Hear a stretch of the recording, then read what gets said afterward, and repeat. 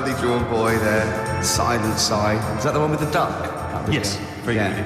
Apparently he stopped wearing his hat around because he keeps getting recognised. And he's going to not wear his hat when he doesn't want to get recognised. Okay. Maybe pop it in the wash.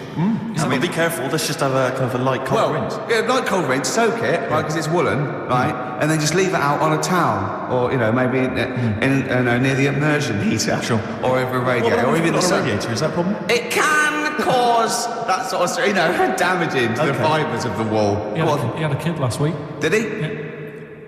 Who did? Badly drawn boy. Oh, right, okay. Badly drawn little boy, he's going to call it. Isn't he? Brilliant, Rick. Yeah. Well done. It's a sort of satire. I'd like to see that as a headline in a tabloid. Deliver money all your life. Now, going on. Oh, Carl, can you explain why that's funny? Don't panic, Carl. I'm a professional. Don't worry. What's your concern, Carl? What's your concern? Nothing. Tell us. No. You can say. I can't. You can. This is so unprofessional. It's what? What have we done? What, talking about wool? No. Come on, Carl, what's the problem? What's the problem? You say. He's great, and he's so scared. Come on, Carl, tell us. I don't know all the ins and outs, so I don't want to get into it. What? The thing. No, Well, look, you can't. Look, people are perplexed now. What's the thing, Carl? What's the thing? What are you worried about? Say. Is it an email that's been received by the head of XFM? You've got the email open. You can talk about. You can say what. Okay, let me just without, see.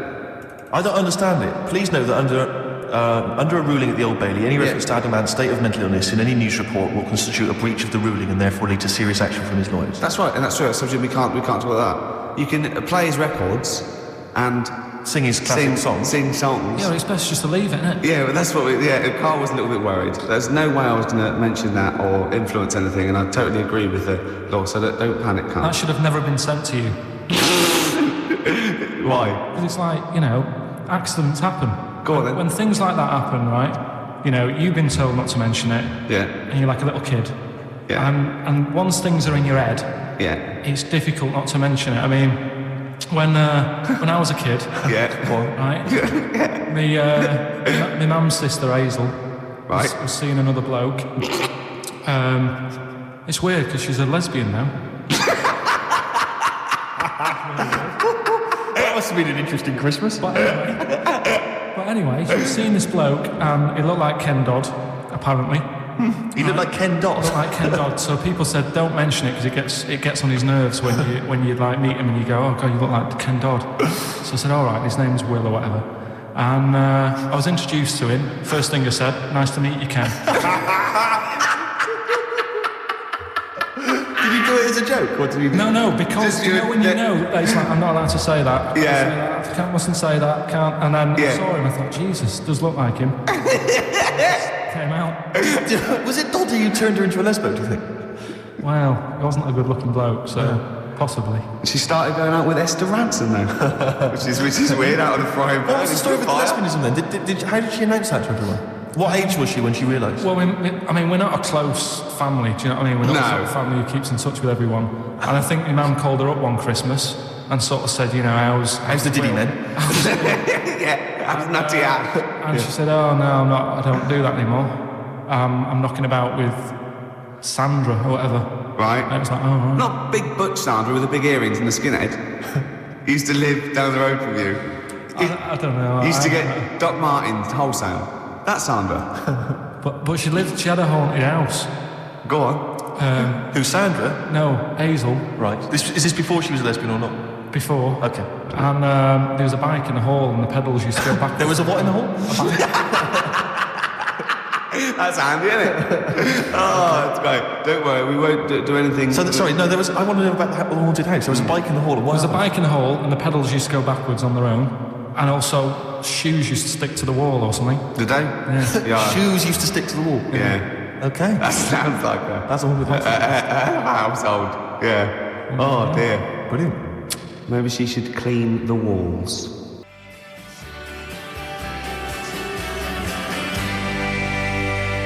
Lars, and there she goes. What a great start to a show. We've had 20 minutes of some of the best banter, chatter and music and anecdote anywhere on the dial. You're damn right. High five. Yeah. Yeah. Oh, what are we talking about? Now, wow. I love that track. It's lovely. They've got a bit of the Liverpool gene pool, haven't they? That sort of doddy. You know what I mean? I like the Scouse sort of look. You know, the Cilla Black and the Stan Boardman. Yeah, it's particularly unique to Liverpool. It's sort of happy in teeth and ears. And, it's happy in teeth and ears. Yeah. Oh, brilliant description. Yeah. Happy in teeth and ears. Yeah, that's just 3 of my friends. Now, we've got a great track lined up, haven't we, Carl, that I brought in? Simon & Garfunkel. Now, I'm not ashamed. As you know, me and Steve aren't worried about being part of a trend or you know, being trendy or jumping on about. Steve particularly doesn't worry about like looking good or you know. No, I'm saying as a compliment. He doesn't worry about walking along like that or you know. Well, I'm looking good. No. But I'm saying you don't mind the insults freak boy or goggle eye or swore off a duck's back. Do you know what I mean? Or a new phrase that's been coined because of Steve's phrase, "water off a frog's back." Who's saying that? Just a lot of your a lot of friends and that. But I mean, my friends. Yeah, a lot of people. Can you name names or? I can't really. No promises. You can't. I can't really. Anyone up. I think it's the Kaggle. Looks good. It does look good. It's waterproof, Rick, and it's also stylish. I wear nothing underneath, so it's tight to the skin. It gets sticky. Is that why you sort of rustle? Sexy. But what's all the? Is there abuse? What's this? No. They just say. Because I'm a pretty trendy guy, but I, as you say, I cut my own trend. You know, I make my own style. You know that. Consequently, the pipe. You don't feel that's an affectation. I don't think. I think because you're young and tall, the pipe looks a little bit silly. Go on. I mean, I know you're worried about because we've already lost the trilby. Well, I'm worried because pipes are going to die out. I mean, this is the problem. There's no young people now who are taking up the pipe as a smoking device. Is there anyone under the age of, what should we say? Oh, we've said this 25? Before, and I don't think there was no one. I think there was some nutty old woman who phoned in and said, I smoke a pipe. But I'm talking about, you know, because years ago it was like an Oxbridge student, you know, you'd be at Cambridge or something, you'd have a lovely pipe, you know, tweed suit, you'd be there studying. That was, you know, and that was the young gen that always smoked a pipe. But no one is now. I'll tell you this, in the year 2050, there'll be no pipes. They won't exist.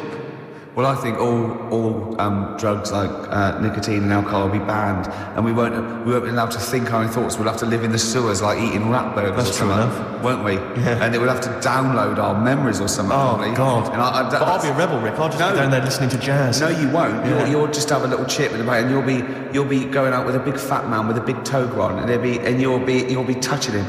But will I think he's a beautiful woman? Yeah.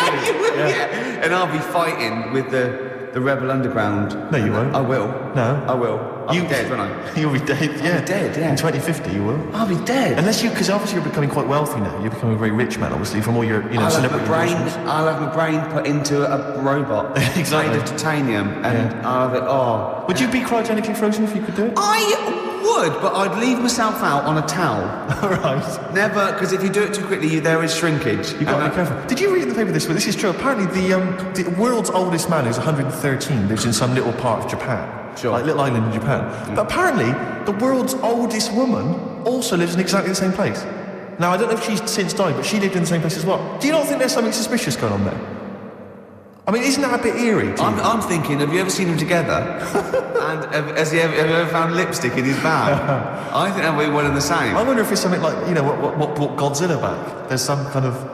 There's some antics over there. No, there might be. They're sort of like, Although, just hearing like, some of Karl's stories about school, there's something going on there where he lives. Yeah. Did you say you did live near a sort of nuclear plant or something? I found out it wasn't a nuclear plant, it was a chemical plant. My God. Yeah. Really? And is that really true? What colour was the tap water in your area? It was better than it is in London. Right. I was talking to someone about this the other day. Yeah. Water in London's ropey. And I use one of them water filters.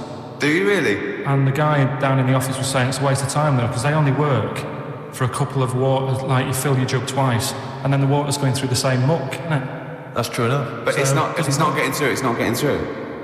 No. If it's a filter, it doesn't matter, does it? Still not good though. Fair enough. Yeah. Good point. So are you just throwing it away based on what that bloke says?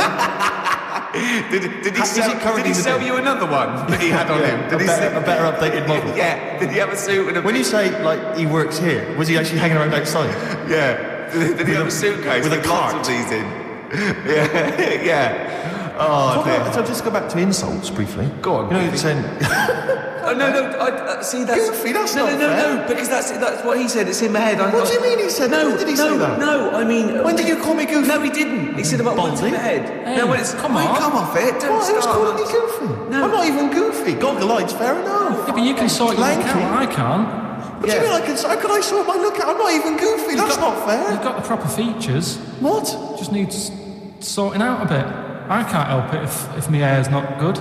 I noticed the other day when Karl was sitting on your knee having his picture taken. It's a long story, right? He's got a completely spherical head. It's slightly too small. I'm not being funny because I'm not perfect. But he's got a completely spherical little head. He looks a little bit like a baby hamburger. You know, hamburger off McDonald's. Sure.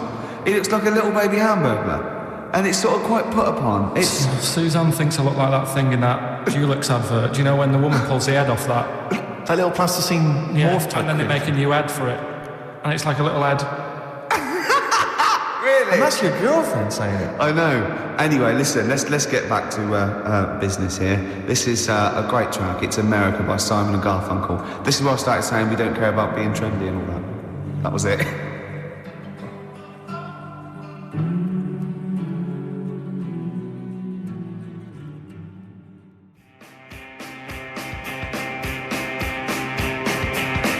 Strokes last night, XFM 104.9. We're flying now. 35 minutes into it. No real hiccups. I don't think that. Right, so far. It's just going really well. My name's Ricky Gervais. With me, Steve. Hello there. Karl. All right. Coming up soon. White Van Man. White Van Karl. We ask Karl the questions that the Sun asked someone else. Exactly. This is a good feature. It's a great feature. I'll be testing Karl on the new re-education of Karl. As you know, he got a GCSE.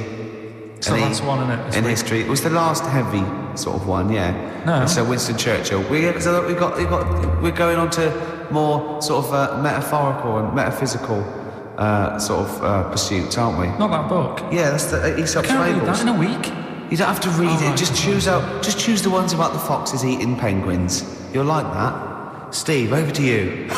Thanks very much. I don't think we've made much progress yet on sending Karl into into the air with the. No, this has gone a bit ballistic. Actually, Don't have the idea. Oh no, shut up! No, don't. You haven't gone We've inflamed the imagination of the capital. There's people offering left, right, and centre, and I think it's a good idea. But I think we should make a day of it. I think we should send you up in some balloons, right? Maybe Well, hang on. Before we carry on, let's explain what happened because people might not have listened last week. I don't believe that. There are one or two, Rick. I don't believe that. People who are Name ill, them. maybe out of the country. Okay. So last week we discovered, was it that 623, is it 6,000? No, I read that 6,000 balloons filled with helium can lift a bloke off the floor. I think that's too many. I think we could do it for less, certainly. Well, anyway, listen, there are various organisations which actually exist already that can provide this kind of entertainment, this kind of fun. I mean, I didn't realise there was a whole kind of market for this already, but apparently there is. Nor did I, no. Incredible. Anyway, so we're going to try and track one of them down. We're going to see if they can organise it so that you, Karl, can float into the air. We need to get you, is it at least 11 feet up? Yeah, if it's and just... I think certainly higher. I mean, I can't remember what the record is, but it's quite a long way. 11,000. 11,000 feet. Yeah, but I think they're all official. I want to do it with like those little balloons you get for £1 at the zoo. I don't think that can be right, health and safety wise. I don't think that can be healthy. I think if we get him to sign something, which I will. Okay. I think we'll cover ourselves. But yeah, certainly we're thinking of maybe making it a bit like, is it Tea in the Park? The Capital FM. The big event. We should get sort of steps, at least H from steps can come down and host the event. I mean, I don't mind comparing it. Steve's learning to sort of like scratch and mix and beat match, and you're getting pretty. I'm making a lot of progress. Yeah. You are going to be a turntablist. Yeah. Steve never learnt an instrument, which he regrets. He's a modern lad, and he's using turntables as his instrument. I just got 2 turntables and a microphone, and so far, seriously, I'm cutting out big style. No, don't laugh, because it is mental, the sort of kind of stuff I'm coming out with. And I'm scratching, I've got the beats, matching. Can you imagine that? Shut up! Look at the Chemical Brothers, for goodness sake. If you're talking about freaks, look at those lyrics. Man alive! At least you cut your hair at Gavin. You know that whatever it's called. They used to kind of at least faintly appear in their videos. The recent one is just some shots of like what you see from outside a train. To them, that is more glamorous and exciting, apparently, than seeing the lads themselves in the video. Who do you think's cooler to look at, Steve or the Chemical Brothers? Steve. Definitely, yes. You're absolutely right, Karl. That's the first sensible thing you've said for a long time. If I was to work with Steve on some music, if I had the choice, I think Steve would look better on an album cover. Really? Yeah. What would you do? Would you change him at all? What would you do with his image? I'd put him in the distance, so I can't believe this is... so you don't look as tall, that's doing you a favour. I was on the. This is true. I was on the tube, right, coming in to meet Gervais the other day, and I was wearing a suit, and my mobile phone slipped out my pocket, and it landed on the seat, and I didn't realise this. And as I was about to get off, some bloke who was sat there like an old guy, he picked up the phone. He went, "Oi, Lanky, you dropped your mobile phone." And I was like, "Well, I thank you for pointing out I dropped my phone, but did you have to do the Lanky?" But you knew he meant. I bet you turned round straight away. It worked. He knew he meant, Steve. but- He's done you again. But I was the only person stood up. It was a fairly empty train. Was there any other lanky people there? No. Well then. No, but my point was there was no one else at all who was about to exit the train. Okay, so he didn't need lanky. He could have got "excuse me, sir," or "oi you," anything, but "oi Lanky."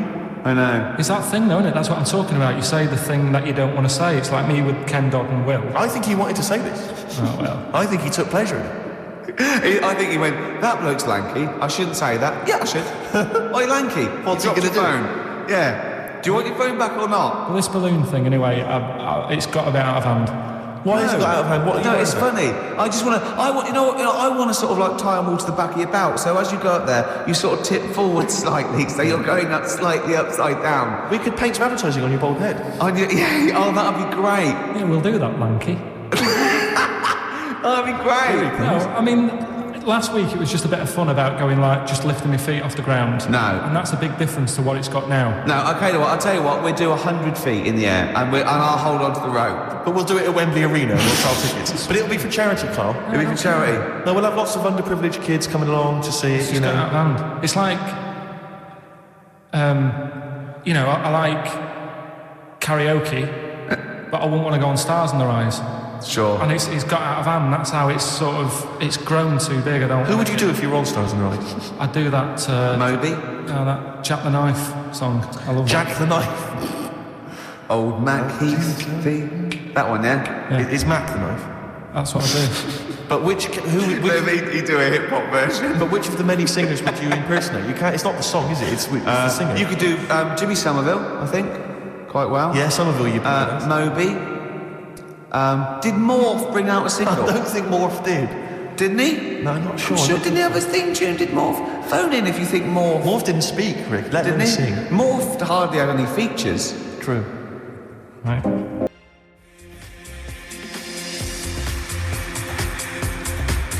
Express 2 featuring David Byrne, Lazy, XFM 104.9, quarter to 2. I'm Ricky Gervais. Steve's got the sun. Yes, We're just going to be doing White Van Carl, where we ask Carl the questions the Sun asked some other bloke. That's right. Because we think Carl's got more to say than anyone on anything. Carl only tells the truth, by the way. Just remember that, listeners. Off you go. Yes, well, today's White Van Man in the Sun is John Slade. He owns his own door maintenance company. His answers are very informative, I have to say. But Carl, what do you make of the Channel 4 producer, aged 30, who duped to school into believing he was a teenager for a documentary? Are you familiar with this story? No, go on. Well, basically a 30-year-old guy kind of fooled the school into thinking he was a pupil for a secret documentary. The school's outraged. Do you think that that's, for you, should anything go when it comes to making TV? I think I've said to you before, there's loads of kids at my school. I remember being in the first year, and kids who, what year do schools go up to? I was in the first year. What is it? 11. 5? Oh, sorry, first year of infants and juniors. No, secondary school. 11. Right, year 11. Kids have beards and no, stuff. not year 11. They're 11 when they first go to secondary school. Right, well, I'm 11. The kids at the older end. Well, there's a Well, it fifth form, and depends. then You there's can a leave sixth when you can leave when you're 16, I think, can't you now? Right, well, kids who were 16 looked old. They did have beards. I remember going there and thinking some of them were teachers. I think he's answered that. Next one. What's the next one? Tattoos and everything. I think they're kids in the earlier years even. What do you make of the fact that Mariah Carey's £38 million payoff has cost EMI staff their jobs, and we're talking 1,800 EMI staff who have lost their What do jobs? you think of that?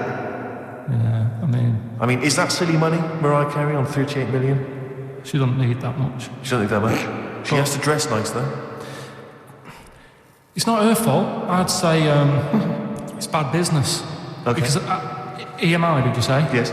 right? They've got rid of them staff. Yeah. Mariah Carey's left. Who's going to do the work? Do you think Mariah should come up and do some temping? Well, they should have got a loan and paid her.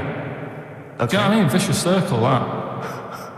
Right. Have you done a business degree or anything? Commerce. You did commerce. Where did you do that? What did you do with that? At school, I'd learned how to fill out a cheque, pay a bill, and I think I had a trip round Kellogg's. Did you get an O-level or GCSE? We know you didn't. No, But was there a commerce exam, or was it just a division of maths? remember. What did you do? Fill out a check? Subset of It was maths. an option. It was like, if you want to do it, you can. What was it? Fill out a check, Pay a bill. pay a bill. Have a visit round Met round Kellogg's. Kellogg's, and I saw my sister's boyfriend there at the time. He sorted me out with some variety packs. Really? What was in them? You know, Rice Krispies and Good stuff. Cocoa Pops? Space Dust or whatever it is. Space Nuts. So, sorry, that wasn't Ken Dodd, though. That was someone else. That was an aunt. That was it, yeah. That wasn't Special K. Oh What dear. about this then? Home Secretary David Blunkett admits that muggers rule some streets. Weird this, because when I was out with you... I don't believe it's going to be weird, whatever you say, Carl. Go on. when we were in that pub that night and we got talking about muggers and that, the tip is what I tend to do, because I nearly got mugged once. You what? You nearly got mugged once? I nearly got mugged. Yeah. But I tried this technique of acting a bit mental. Right, and how did you act mental? Well, this guy wanted me trainers. And I was in Piccadilly Gardens in Manchester. It was quite late one night. And he come up, he said, I want them trainers. I said, you want them? I said, I worked hard for these. I said, how dare you come to me asking? And I got a bit livid. And I he looked at me like, oh my God, he's got a right one here. And he left me. Were you acting mental, or were you just mental? No, I put it on a bit. Were you not petrified then? Well, you don't think about it, do you, when you're sort of in the eyes of danger? Well, not you, clearly, you're a brave man. So what did you say? I just went a bit mad. I just kind of, because he said he wanted the trainers and that they were dear ones at the time. And I just, no, you're not having these. So I've crafted. I said I wanted these trainers. Yeah. And went on to telling how I work at printers and I don't enjoy it, and I put in all these hours and that, and I have to cycle home for about 5 miles. And Did he give you his trainers? Yeah. Did he have a knife for I it? just left. No, it didn't get that. Didn't get that violent. Well, that's very brave of you, Carl. Yeah, it's That's good. good advice, though. Just act mental. See, Watts actually tried it the other night. Oh, Liza Minnelli. Yeah. She said, I've worked hard for these diamonds. Yeah. It's not easy being the daughter of Judy Garland. You don't know what it's like. Finally, apparently there was a crook that got a security job at Heathrow. Right, he was a crook and he got a job at Heathrow. As robbers steal another £2 million. Apparently security down there is lax. Yeah. Is that concern for you? Is this another Yeah. 2 million? Yeah. Why is all this money at the airport? It's those sandwich shops. You know how they're really expensive, the sandwiches in when you're on a plane. They're like £2.50 for tuna, which is ludicrous. Yeah. That's basically the reason. What do you mean, why is all this money at airports? What is it doing there? Why? Have a go. No, have a go answering this yourself. Why is anything at an airport? It's going somewhere.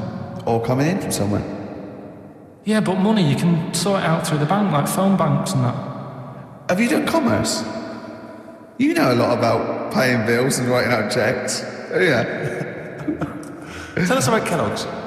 What was it like? What was in the factory? Was it just like squashing bits of corn? And... Pretty boring, really. Just loads of conveyor belts, boxes of cornflakes everywhere, just what you imagine. Yeah. So is it more, this is where you might be working? This is where you're likely to work? Possibly. There was 2 trips. There was that and the trip to Manchester Evening News. Okay. And I left that early because I had a job in Cordon Bleu. In Kellogg's. Cordon Bleu, what's that? It's like a supermarket.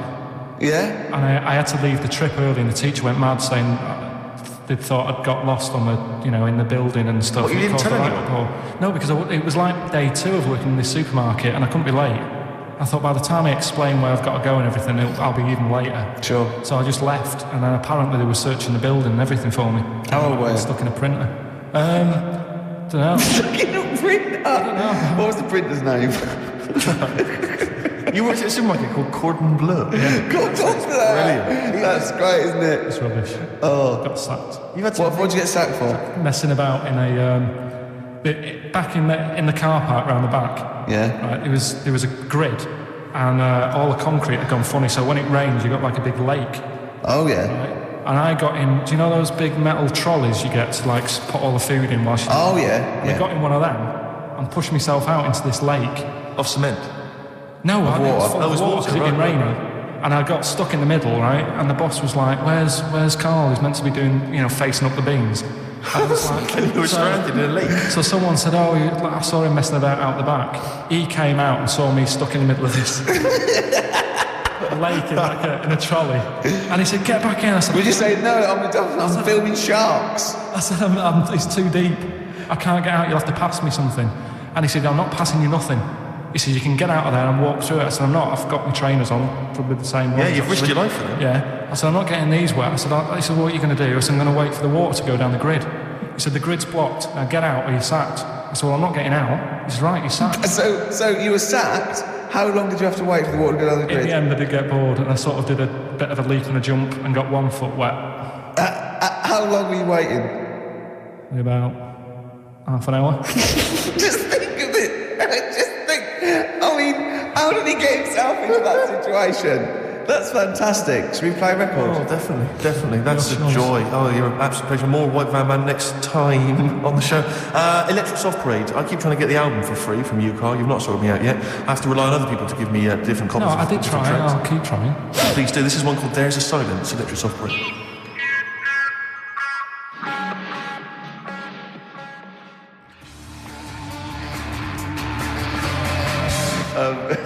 Gomez and Shot on XFM 101.9. Sorry, I was going to tell Steve something. Talk amongst yourselves. When you were out there, Johnny Mango phoned up and said to Karl, "Come on, when are we going to do this thing?" And Karl got all nervous. Right, and he went, "You don't want to do it, do you?" He said, "Well, it's going to get out of hand. I just wanted to go as high as a tree." And he went, "Well, you can. I'll hold you down with a rope." He went, "Yeah," but he said, "but when the crowd are there and they're all screaming higher, I'll feel the pressure and have to go along with it." What crowd? What crowd is this? Higher. No, higher. We don't live in like the medieval era. There's not going to be dancing bears and tumbling midgets. Well, I don't know, that's an idea. Hold on. If there's anyone got any of those. Tumbling midgets would be amazing. Yeah. Definitely. Less balloons, cheaper to do. Oh, you're going No, up? you're going up with them. No, you're going up with them. Not just no. With a midget under either arm. It's brilliant. Yeah. Oh dear. It's time for the re-education of Karl Pilkington. This week, Karl was studying the life and times of Winston Churchill. What did you make of it, Karl? What did Churchill do for you? Right, last week I made a bit of an error with Hitler. Yeah, you tried to remember too much, and it was way too much for me. Sure. So what I've done this week, sort of flicked through, got a few of the basic facts. Yep. And what I've learned, right? Bit weird the way all these people have something in common, that they're all a bit weird when they're younger. Okay. They've got some sort of illness. Go on. Well, Rasputin, he wasn't well as a kid. Yep. Che Guevara. This is Rasputin, the mad monk, wasn't well. Yeah. Yeah. Che Guevara. Asthma. Really bad asthma. Hitler. He was Only a one bit mental. Yeah. His mother. He was what? A bit mental. That could be libelous. Yeah. And who have we done? And Churchill. Yeah. Very weak child. Was he? He only spoke to his dad 4 times in his whole lifetime. Really? Yeah, didn't get on with his dad. Right. And I think one of the times when his dad spoke to him, he was having a go, saying he didn't do as well in the army as he wanted him to. Right. So that's pretty sad bit I picked up of it. Yeah. Anyway, So that spurred him on anyway. Yeah. I'm not going in all the ins and outs. Very important bloke. Okay. No, seriously. I mean, your dad bought the tapes, didn't he? Yes. And I can understand why. Because he did change a lot for us. You know what I mean? We wouldn't be sat here now talking like this. Why? We could have been German. Yep. He didn't let that happen. No. Everyone had a go at him, right? When I think it was Chamberlain who was in power, and he was like saying, "Don't be trusting that Hitler." Yeah. And everyone was like, "Look, stop causing trouble." Chamberlain sorted it out. He sorted out a peace agreement. Yeah. And he was like, "No, I don't trust him." And everyone's like, "Oh, you're just causing trouble. Everyone else is happy." And it turned out that Hitler did actually do the dirty and try and come over. I remember, didn't he do something? He started a war or something. There was a conflict of some kind. Yeah. Started a problem. And everyone went, hang on a minute, that Churchill knew what he was talking about. Yeah. Get him back in charge. Sure. And they got him in, and Hitler was scared of him because he knew that he wasn't going to be having any lies or anything. He couldn't try it on with Churchill. Yeah, especially when he was a little bit pissed up and coked and with a big cigar. Churchill. He wasn't doing that. I think a lot were during the war, in the war coming up. I think they had to have things to keep him awake all night and stuff, and he certainly liked a brandy. Rick, Winston Churchill was coked up, was he? I mean, sorry, this is something I wasn't aware of. If there are any historians listening, if I'm wrong, I'm was that very in the sorry. World at War? No, I don't think so. Was any historians or experts on war? Did Churchill and not some of the other people during I think the First and Second World War take a little bit of cocaine? So when it said that Doctors certainly used to. Hitler liked cakes, would they be like the funny sort of cakes? No, he probably did like a little bit of Madeira cake. Right. Yeah, that's probably nothing like that. Sorry, carry on. So anyway, he beat the Bosch. Yeah, did all that. Oh, that's steady on. His personal life's nothing to do with it. And the most amazing bit is, right, he wasn't fit, and he had a couple of strokes. He's a good-looking bloke in many ways. Well, he had a couple of strokes, but he had a stroke on, say... See, we've had that. He beat the Bosch. He liked to have a couple of strokes. Let's not get into innuendo, Carl. It's stupid. Right, say he had like a stroke on a Tuesday. He was up and fighting again on a Wednesday. Really? He was a strong bloke. Yeah. And then he died at about the age of 86 or something. He's a good lad, wasn't he? He was really good. Yeah. Is he the one you favour most of all? I'd say out of all, I mean, Rasputin, I don't understand why he got, like I said, I don't know why they made a book on him. No. He just didn't deserve it. No. Che Guevara, he had his time, I suppose, and did a bit good for certain people. Sure. Sorted Cuba out. Yeah. Doesn't really affect me. No. Hitler, I mean, enough said. Yeah. Bad bloke. Churchill sorted it all out. Yeah. And like I So said, your favourite out of the four of them, of all those four, is Churchill. Yeah. He was Brilliant. I agree. I agree with you, I think. What I love with your kind of sort of summary of these people's incredible lives is the way that it's almost like, I remember in Lookin' magazine. I don't remember Lookin', it was the Junior TV Times. They used to have half a page which was a comic strip summarising someone's life. You might have, say, 5 Star, the story of 5 Star, and he'd have a picture. I always remember the Roger Moore one was a picture of like Roger's parents. It was like Roger Moore was born in 1930, picture of Roger's parents. Roger grew up during the war. Picture of Roger running down the street, just as a school kid, with a Spitfire coming behind him like he was going to try and shoot him. Mr. Smith, surely. Exactly, Mr. Smith, yeah. Roger took up acting. Picture of Roger acting. Yeah. Roger became James Bond. Roger's now a popular, star in his own right, and does a lot of work for charity. Brilliant. It summed up the whole thing in kind of. I think they used to have that in one of the TV Times or the cinema. I remember saw when it was Tina Turner. Born Sarah May Bullock. Then it was Nutbush City Limits. Stop hitting me, Ike. Yeah. And then it's simply the best, and that was it. It was great. That's very much how your summary of great events is. But I'd say if you didn't know about Churchill, you've learnt a bit today. Can people call in to all these fellas taking cocaine? I think I'm right.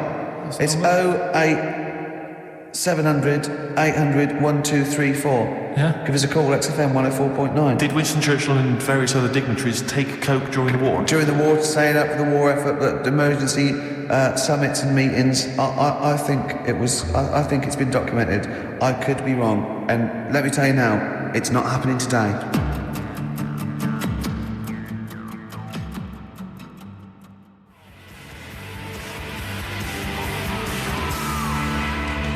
Wow. Pete, you're on there. He's there, isn't he, to save me for Nancy. XFM 104.9. I'm Ricky Gervais, with me, Steve Merchant and Karl Pilkington.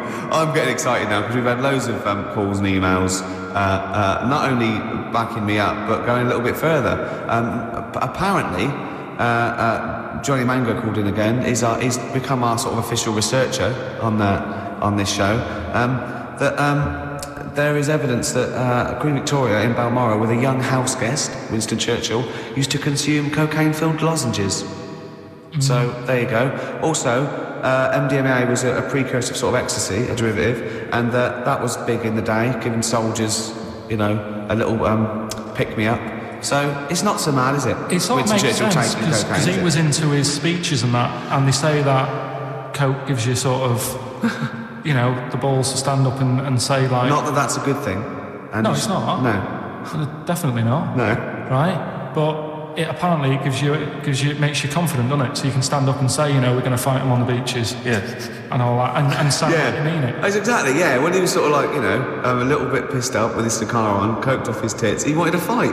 He didn't care where it was. He'd fight on a beach. He didn't care. He didn't care if he got sand in his new trainers. Exactly, he was boozed up. Yeah. You want to fight?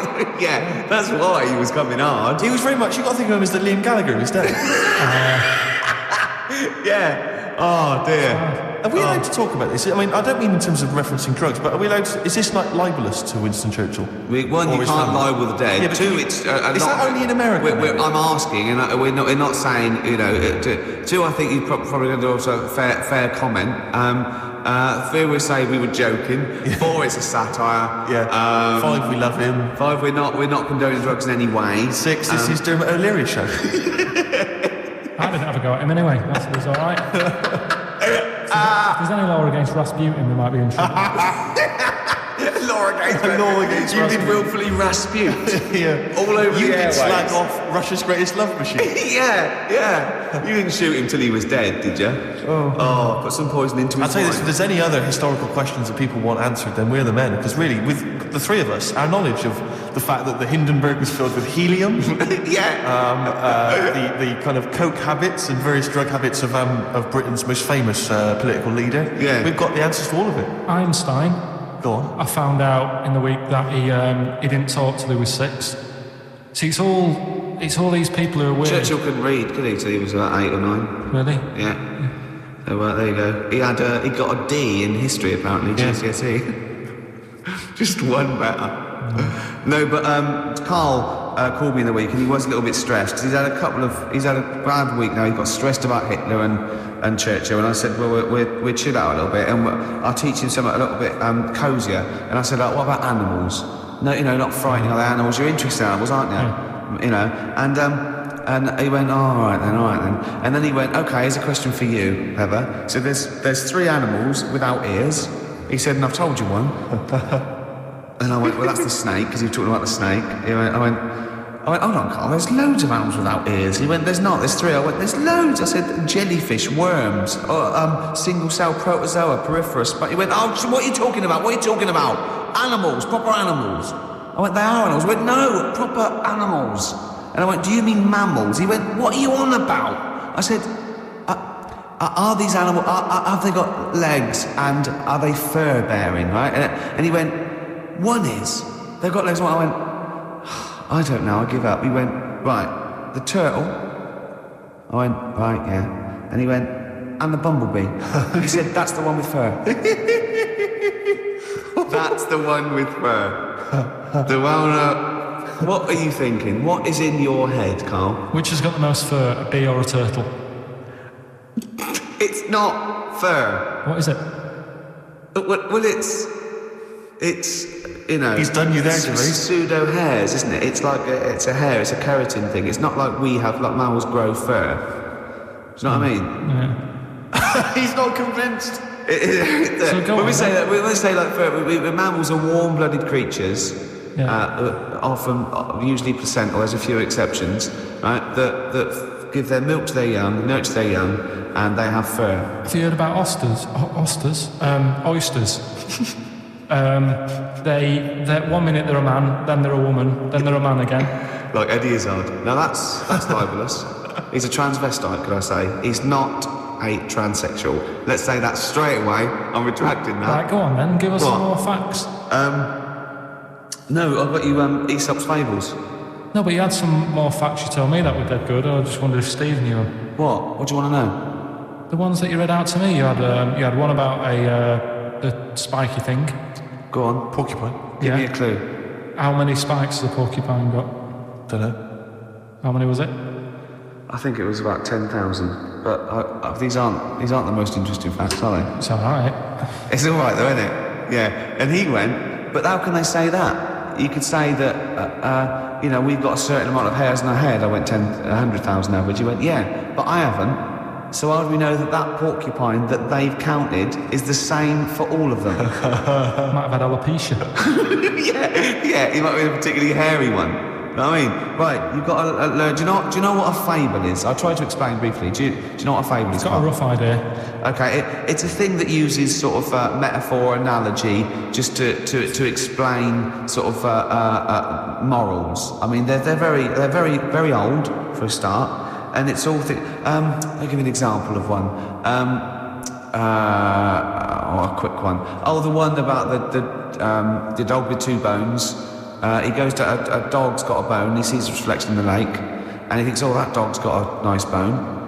I'll have that." And as he goes to get that one in the reflection, he drops the one he's got, and that's one about I think I was told one when I was younger. Go on. I think it was one. This young lad, he's got a dog, right, and he's about 8 years old, and this dog, he's had it since he was about 4, and it's a bit tired now, and he chucks sticks for it, and it doesn't go for it. And he's saying to his mum, "Oh, I want a new dog because this one's useless. It doesn't do what it doesn't have any fun with me." So they say, "Oh no, but Rover's a good little dog. You should look after it." And he's like, "Oh, I don't like it. I want a new one." So they buy him a new puppy, and it's running around, yapping about, and he's loving it, and he's playing around with it in the grass. And then one day he goes to the park and he's messing about and rolling about with it, and he falls into the lake, right?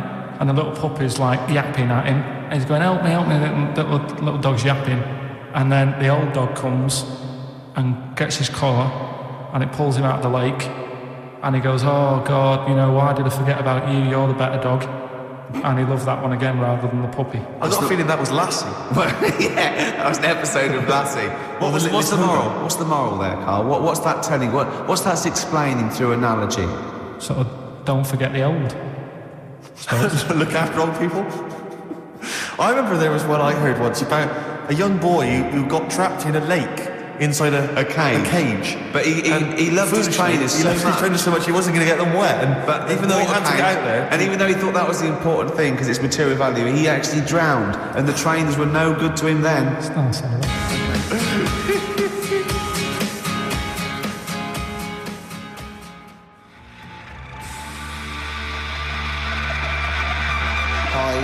Hate to say I told you so. Now I want to clear a couple of things up. Obviously, me and Steve, we love Carl.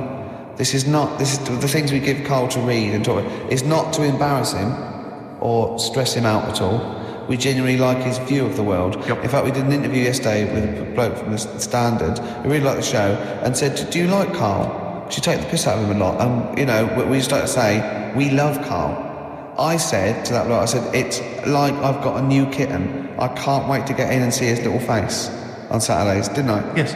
And I think I'm worried because I thought I'd give Carl something he was really get his teeth into with these Aesop fables. It involves animals and little stories. But I've given him a couple and he doesn't seem to be that impressed or understand the concept. It's just that you said you'd bring in an animal fact book as well. I can't see that anywhere.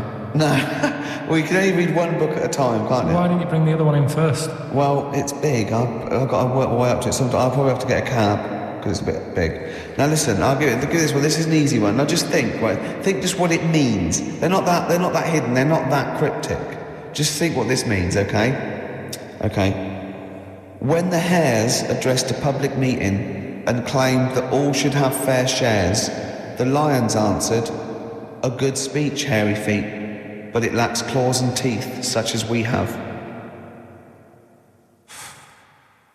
How would you use that? No. What do you think that means? This is translated from the Greek or something. I don't know. It was Aesop. Where's he from? Greek. Yeah. So shall I do it in my own language? Okay. So what would happen if there's hares and they have a meeting in the jungle with like loads of lions and go, "Hey, hold on, wait a minute. I think we should all be equal and share everything, all right?" And the lions go, "Well, yeah, it's easy for you to say. We've got claws and teeth." Yeah. What does that mean? It's saying like, of course the hares want that because it's better for them. The lions get nothing out of it because they're already king of the jungle. That's right. So it's negotiating from weakness. Anyone can negotiate from strength, but negotiating from weakness is it's be lovely. It's a lovely utopian look at the animal kingdom. But the way you said it is better than the way they worded it. Well, that's because Ricky's very much the modern Lisa. I mean, many people have thought that. You know, that's why he's getting a lot of awards with the TV show. For him, that's a thing. So look, I'll take that home and read ones you like and tell me about the ones you like, ones that click. I don't care if you only come in with like one or two. Go, I'll tell you what, Rick, there's one thing that I've learned from that. You know, because sometimes you can know all these phrases, and until something happens, you don't think, you know, everyone's heard, you know, to err is human, to forgive divine. And then something, you know, might happen, and you go, oh, that's what that means, that's amazing. So, you know. Do you know any, Steve, I found? What's that? A fable. Well, I would imagine that the most famous one I've always remembered is the lion with the thing in its hoof. Do you remember that? Paw. The lion, yeah, with the spike in its paw, and a smaller animal gets out for it, but it still attacks it anyway. Well, that's life, isn't it? Well, I read one the other day, actually, which was very interesting. It was one that the famous film director Orson Welles said. Oh, yeah? Which he said, apparently there was a bear going across a lake, wading through the lake, and a scorpion said, well, let me go on your back, will you? Come on, just let me go on your back, we'll go across, it'll be brilliant. He goes, well, no, you'll just sting me. You go, don't be stupid, if I sting you, you'll die, and we'll both drown. And he goes, oh, fair enough. Who was doing the stinging? The scorpion. Right, okay. And the bear's wading through the water. Yeah. So the scorpion jumps on the back, and they wade through the water, and halfway across, the scorpion stings the bear. And the bear goes, well, we're both going to die now. He goes, yeah, it's my nature. I thought he was going to say, I can swim. Oh, you're the best. What's the one about... Does that mean anything to you? It's my nature, i.e., you know, that's in my nature. That's the way it is. That's what I do, yeah. I'm a scorpion. Yeah. One of my favourite ones. These don't mean anything to you, do they? I mean, what I'm saying is you're not impressed by them. They're all right. What about this? What about this one? Don't Here's one of my favourites. What? He said, well, why not just say, don't trust bears? The bear's the one that was too trustworthy. Don't trust scorpions. Yeah. Right, here's one of my favourite ones of all time, okay? A lion is dying, it's an old lion, he's in the front of his cave, and all the animals come around, like the foxes and the hyenas and the rabbits, and they're all taking the piss out of him, and they're laughing at him, and they're laughing and going, you can't fight us now, and just before he dies, he goes, fine, but I was a lion once. What does that mean? Don't know. Well, he's saying it's better to have lived and had what I had, because I was great, if only for a short time, and you lot are still alive, but you're nothing. You're rabbits and hares. I was a lion once, so you know. Are they always using animals for these stories? Well, yeah, I could change it to refrigerators and household appliances if it'd make it help, but animals, you know. I remember the one about being ill a lot, and you say something about Go on. you know, if you keep doing that, if you keep having time off, I won't believe you. That's the boy who cried wolf. Is that one? Yeah. Do you know that one? Have you heard the famous one? This is possibly the most powerful one. When you're pulling a face, and they say, well, if you keep doing that, the wind changes. I've You've got to stay heard like that. Because you know that's scientifically proven. That is. That can happen. That can happen. Should we have hip hop hooray? Are Yeah. you queued up for that? No, but go on, you... Carl, sort it out, mate. I was going to... No, come on, this is what I asked you to play, mate. If you've not, you know, you're getting too big for your boots now with your showbiz lifestyle. You're not paying attention, are you? You're not playing the record if you want you to play it. Heat magazine's favourite. Yeah. Okay, so, I want you to drop that, CD. embarrass That's yourself. clumsy. Oh. You know, you're, you know, with the big... I can't believe you're not... Oh, fables are great. He's not impressed, is he, really? I am. I mean, you know, once I take this book home tonight and that, have a read, I might change my mind on them next week. You're coming all stressed. I'm not impressed with the ones you've been talking about, I must admit. Okay. This album is by this group Nerd, who are big hip-hop and R&B producers in the States. Yeah. We've played a track from them in the past, Bobby James. This album's been re-recorded, I don't know why exactly, with live instruments. You don't get many R&B and hip-hop records now with live instruments, so it's pretty... It's all computers, isn't it, Steve, these days, and drum machines. And there is a forthcoming single. I suspect it might be this track, Rockstar. I'm not going to play that, I'm going to play track 2, Things Are Going to Get Better.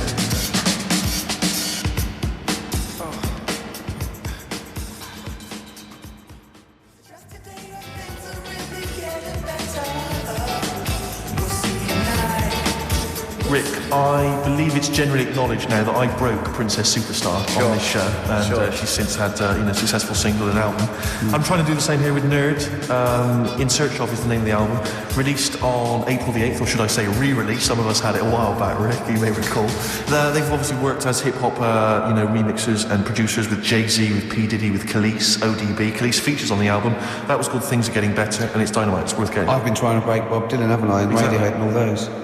Yep. How you getting on? All right, you're doing well.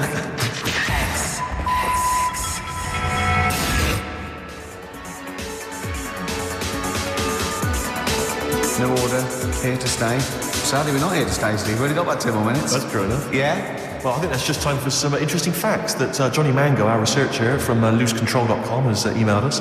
A few familiar ones, favourite ones of yours, I think. Go on. Any ones I don't know, though? I think you know this one, don't you? A pig's orgasm lasts for 30 minutes. I know. And a pig can't actually look directly up. Wouldn't thought so after 30 minutes of coming. Absolutely. Be careful here. That's incredible. Remember what happened to Tom Bins? Go on. Humans and dolphins are the only species that have sex for pleasure.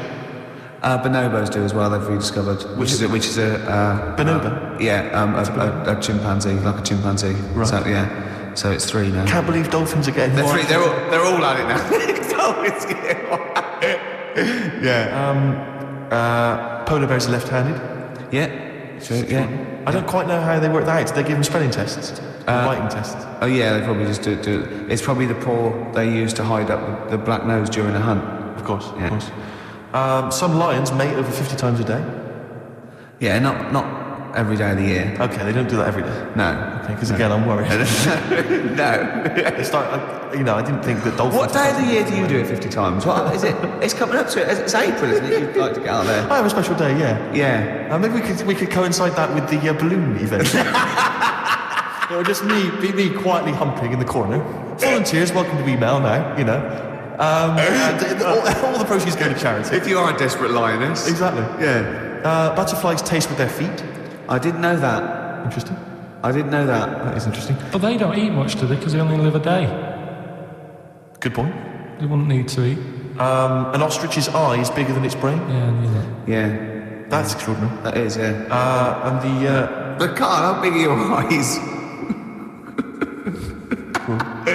Finally, I think we've discussed this before, haven't we? A cockroach will live 9 days without its head before it starves to death. Yeah, it's only because it can't get water and food. Yeah, it would be quite happy going around doing its normal things. Yeah. I mean, probably to work. If you're just as good without your head as with your head, may as well not have a head. I don't see the point. Well, that was thanks to Johnny Mango there of, what's his website called? It was turned into a sort of volunteered researcher. Yeah. He's very fast. Loosecontrol.com. Can I just say as well, we've had lots of emails from different people just saying they enjoy the show and offering little tidbits and things. Nick Wilson, Sarah and Lauren, Ken, Dan, James, you wanted some Ash, we didn't play Ash, never mind. Lee, Jez, Derry, there's loads of people there. Well, I'm gonna, again, we were talking earlier about, you not caring about being like a geek or a freak or not trendy. No, I'm just saying. I am trendy, yeah. And I know, yeah. And I'm going to play a bit of an easy listening. I apologise to those people who still tune in and expect to hear 2 hours of new metal or Gorillaz. And this is a very old-fashioned, lovely tune. It's Bread. I hope you enjoy it. Ladies and gentlemen, please welcome to the stage, Bread.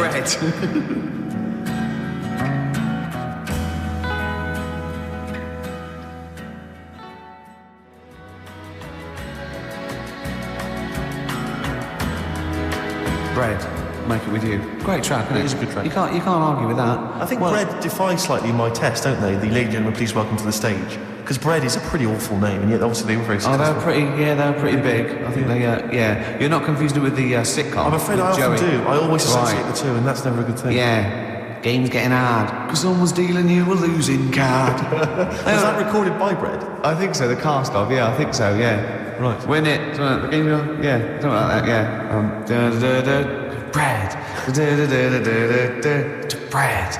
I bet you love. Look at his face lighting up. Did you like Bread? You tell him an Aesop fable, he's not interested. You sing the theme. You're thick Monday morning. But it's very hard to find anything half decent. I think most of it's been nicked by people like Sturgis, and otherwise it's just bad. I don't know who it is that's buying the CDs. What was Four Non Blonde's big single? Exactly. Yeah, something like that. Excellent. Tonight, Matthew, I'm going to be Four Non Blondes. Well, good effort. Yeah, I don't think you'll be returning to the fish factory on Monday, will you, Steve? No. Yeah, you will. You will. Go on. But they, anyway, so we got there. Yeah, Full On Blondes. We found a lot of In Excess out there for the XFM record library. Guess what I found today, Rick? Go on. The very best of Tony Basil. That's one track there. Well, yeah, her hit was Mickey, obviously. Oh, Mickey, You're So Fine. Yeah. They've managed to pack out 18. There's 18 tracks. First track's Mickey. Number of other tracks. Track number 17, Mickey Spanish version. Right. Track 18, Mickey 12-inch version. Track 19, Dickie. Yeah. Similar tune, but about a completely different person Look altogether. at this, they've stuck a proud Property of XFM sticker on that. The best of Tony Basil. Even Sturgis wouldn't nick that. Come on, Carl, what's the story? It was good in its day, wasn't it? Why is it in the XFM library? About Adam and the Ants in the day. It was important, wasn't it? I remember that being out in the charts. It was all right. Yes, God, I know, it was meant to be fun. Fine, Okay. let's play Mickey. Let's play some Strokes then. No, let's play Mickey then. If you're so happy about this, Carl, should we play Mickey later? Yeah. The Spanish version, what See, about that? we've called you bluff. All right. Oh, yeah. Phone in if you know what he just said.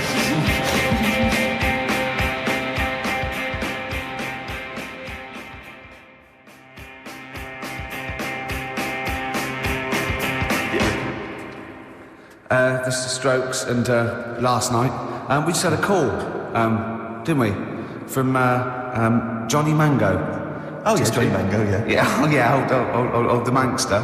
And he informed me that one of the worst was his dead, and I didn't know that. Yeah, Adge Cutler, who was the lead man, I think. Yeah, he said he died the most rock and roll death you can die. He said he was apparently driving on a terrible cocktail of cider and other things, presumably. Yeah. Apples and jams. Yeah. And he crashed into a tractor. Now, I wonder, is that true? JM's not winding me up. Yeah, I hope the Mango Boy's not having a laugh at me. Is that true? One of the words was died by tractor. Did he? Is that true? So give us a call. What's the number again, Carl? 08 700 800 1234. If so, I'm sorry that I disrespected him. I didn't know. Could you imagine Oh God. if, right, say if like you're the driver of the tractor and you kill someone, you go, oh God, I've killed someone, and then you look and it's someone famous. Yeah, or Adge Cutler. Yeah, go on, what was your point? No, it's just like, Terrifying, normally yeah. it's like you've killed someone and you look. But I know what you mean. Actually, What makes it even worse? And what makes it even worse? They were rich. Yeah. Oh, that No, would but be. say if it was someone who's like really big in the world. No, that is I quite like that. It's an interesting point, Oh, that. that's your bag. No wonder I can't find what I'm looking for. Oh, right, well, As Bono said. did you bring a bag? Yeah. Sorry. Is that under there, Rick? Sorry about this. I'm not Play a record. ignoring. This is getting a bit sloppy here. No, No, it's not. No. No, it is, Rick. It's getting sloppy. It's never got sloppy before. No, I've got a list here because we went to this award ceremony in the week. We were up for an award. Well, I have to explain it to Carl because basically we were up for an award and it's called the Trick Awards. Now, Trick stands for Television and Radio Industries Club Annual Awards, right? We've never heard of it either. We never heard of it. It's some kind of like television radio industry club. That's what Yeah, that's the television clue, radio, isn't it? Yeah. So, but we don't want to. I'm not trying to slag off the award because it was, it was a big thing and they really made an effort and it was really nice. Food was brilliant. It was at the Grosvenor House Hotel, really nice do, and lots of industry people in that there. It was really classy. We got there nice and early, so we were there for a good 4 hours Before we had to sit down. But it was just kind of surreal. It was just a bit weird because it was packed with the cream. I'm literally the cream. Big names, Martin Kemp, one of the first people I saw, came in. Like big TV, radio industry names, on-screen talent, behind-the-scenes people. John Barnes was there. Beadle was there. Sir Cliff Richard was there. Yeah. Right. Anyway, so the voice comes on and says, "Ladies and gentlemen, please welcome the chairman." The president of the Trick Awards, and we had to stand up. All of these people had to stand up and give a standing ovation as he walked to his table to Tom O'Connor, former presenter of Crosswinds. You're joking. No. He's the president. And he came out, he told a few gags, sort of like, it was like straight away, it was, old school stuff. I was like, thank the ladies, because, it was nothing without the ladies, all the lovely ladies here. And we went for a joke. No, just thanking the ladies. Well, you're forgetting that just prior to that, he said grace.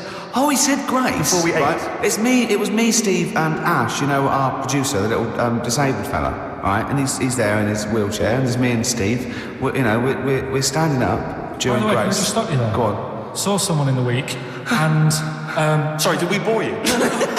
you just reminded me then about the little producer who's in a wheelchair. Yeah. Last week you said, blah, blah, blah, and our producer who's in a wheelchair got a text from someone saying, what's happened to you? They thought you were talking about me. Oh, really? So, yeah. Oh. You're handicapped in a different way. So go on.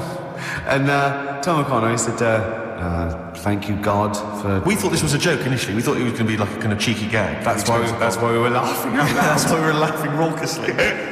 But anyway, and then he went, I'll tell you what, there's and help those who walk alone. And Ash went, what about those that don't walk at all?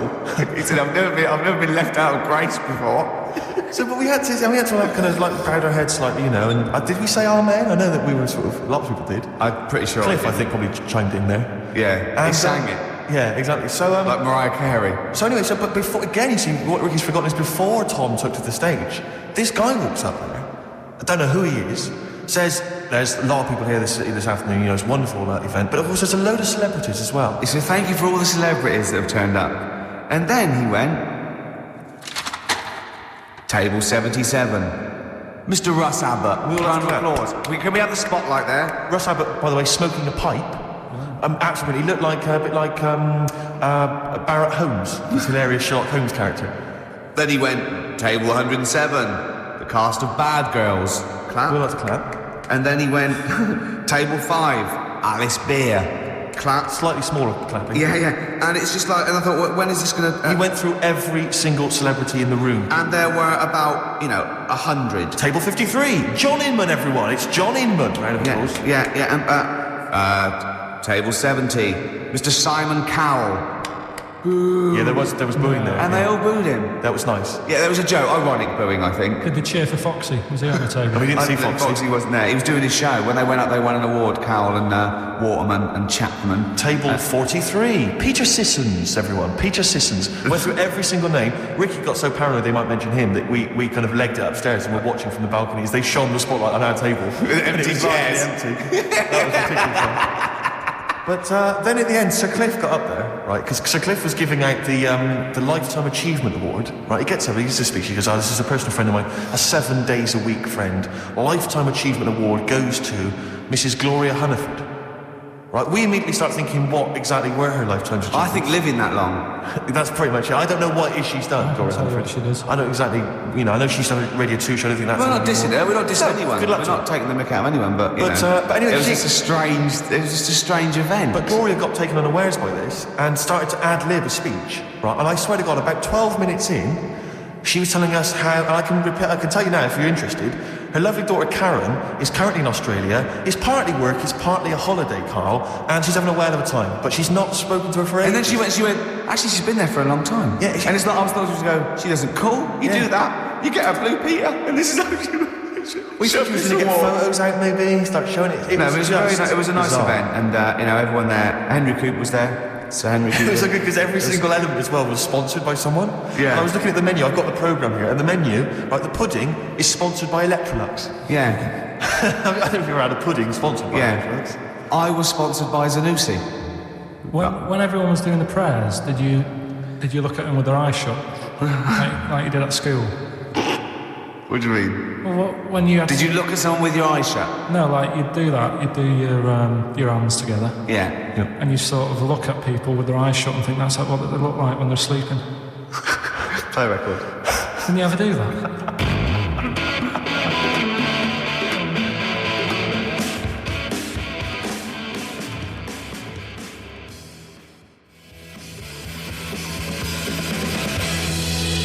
Table 60. Lisa Tarbuck. That's a corner shop, lessons learned from Rocky One to Rocky. I love that guitar. That's great, it's real glam rock. That's T-Rex and Bowie. I was going to play some from Ziggy Stardust today, but instead I brought in a different album. I want to play a bit of Bowie. Is that all right? Oh, of course, yeah, always. Yeah, bit of Beatles. Still to come up, by the way. With The Education of Karl, last week he did Shape of Hour. He did very well. Before that, the week before that, you did All Right Rasputin, didn't you? And this week you've been studying Hitler, haven't you? How does that go? How do you reckon that? It's a bit tough. Okay. I'll give you the full story later, Steve. Do you know much about him? No. It's, they're all linked. All these stories I've been reading, they've all got a similar sort of thing going through them. They have a bit of a tough upbringing. things aren't going well, and they seem to take it out on other people. Okay. But I'll tell you more, mate. Okay. Yeah, I don't think you can... I mean, I don't think Hitler and Che Guevara... It's the same thing. Che Guevara, when he was a kid, had like asthma. Yeah. Right? He wasn't an happy kid. Hitler, he only had one ball. Well, I was trying to find about that. Yeah, seriously, he phoned me up in the week. I said, how's it going? He went, I've just skimmed it. I was looking for the testicle thing. Now, I don't know if they left that out or it's not true. Right. He was trying to look up that Hitler has only got one ball. I think they only did it to wind him up. Because it's like, you might be taking over the world, but we're all saying you've only got one testicle. Sure. And it's so did you look in the index and it's sort of Hitler, Adolf, family life, early childhood, testicles absence of? Sort of skimmed through because one of mother brackets other. yeah. Albert Hall. Yeah. The only thing I could find was at one point in like when he was trying to run the place, there was a meeting going on, and somebody had put a bag in the meeting room and it blew up. Yeah, but the table it was under the table. Yeah, but. Were you wondering if it blew a testicle? It was the testicles under the table. No, the bag blew off the ball. No, the ball sack was probably hanging below the protective top, and so that's where he could have lost. But why would he have only just lost the one? Because the way he was sitting. Cross-legged, isn't it? Sure. Okay. Well, I mean, again. I mean, last week we had a Che Guevara expert phoned up. Maybe they could. Maybe there's a Hitler expert this time who could maybe phone up and confirm the testicle theory. Yeah. What's the number again, Karl? 08700 800 1234. You need to have at least done a PhD or something. I don't think we should invite calls about Hitler. I think we're asking for trouble. No, I'm talking about someone who's done a study of him and who's done a PhD. Oh, okay. I'm not talking about any old nutter. And also, Karl's lottery numbers. He's a little bit more confident this week. Okay, good. He went there more like it. And I looked at him and I laughed. He went, no, even Suzanne said I'm more on the right lines there. Is there anyone who has done a degree in maths or A-level maths that can bear... Karl won't believe this, right? Karl thinks... I know I was partly doing it to confuse him, just see that look on his face like a cat, right? But there is the chances with random numbers, for example the lottery, of getting 1, 2, 3, 4, 5, 6 are no greater than any other single combination. Right. Now that's true. I don't mean you're more likely to get 1, 2, 3, 4, 5, 6 than any other combination put together, but than any other individual combination, they're all equal. It's counterintuitive, I know you think that to get a run of 1 to 6 is less likely than anything else, but it's not. Any named combination... It's not, Karl. If there's a problem... It's never happened. It's never happened. Yeah, but there's any number of combinations that never happened. Every one of those combinations that have come up have happened, and they're just as likely or unlikely as any other combination, right? It's just that you feel intuitively, right, that 1, 2, 3, 4, 5, 6 is less likely than 1, 7, 12, 34, 60. You know what I mean? Well, I didn't win. Play record. Okay.